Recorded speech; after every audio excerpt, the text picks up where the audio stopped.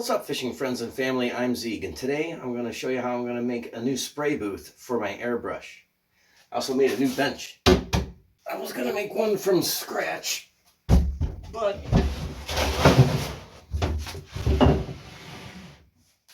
I found a prefab cabinet that I think is going to work great. All I got to do is cut a hole in the back for an air filter, and that's what we're going to do first. Check it out.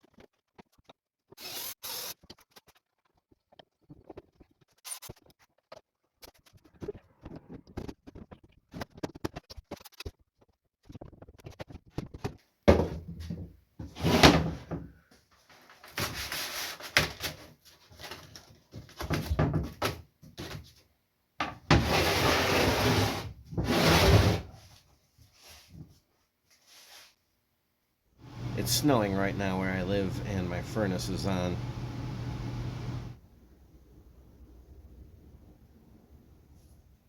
Okay, last step after you have your furnace filter installed is to put a box fan behind it.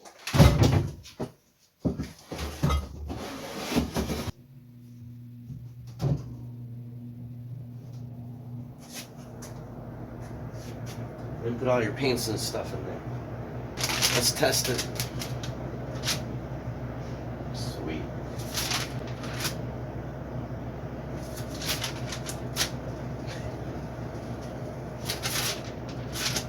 It's kind of fun.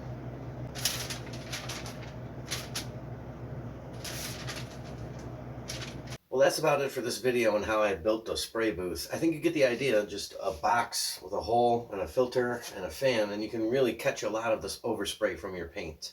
If you don't know what's going on, I had a flood in my basement and I lost a lot of stuff, so I have to rebuild, and I can't really make fishing lures until I make a shop.